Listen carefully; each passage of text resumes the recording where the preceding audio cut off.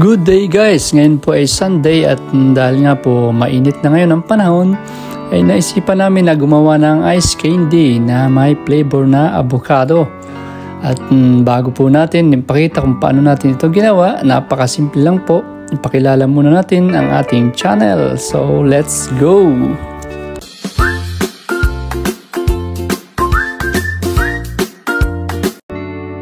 At ito nga po ang ating ginamit dito ay 2 avocado lang po at saka isang condensed milk. Hindi na po natin ito lalagyan ng asukal dahil ayaw po natin ng masyadong matamis.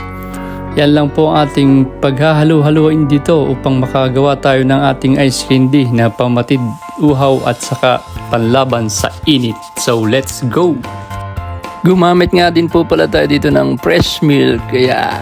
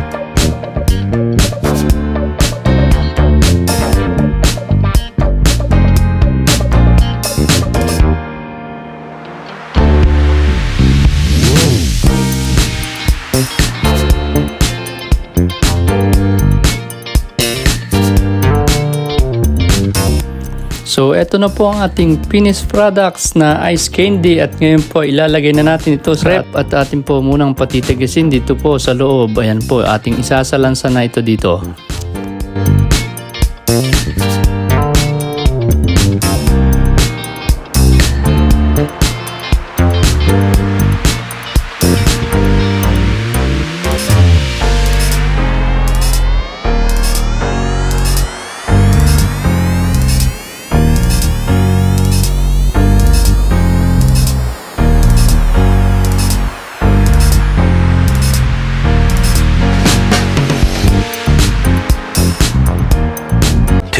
Thousand years later.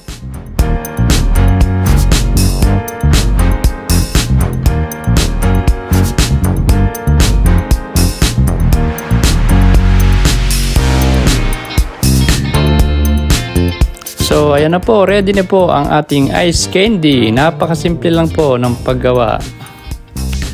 So guys, thank you for watching and God bless you all.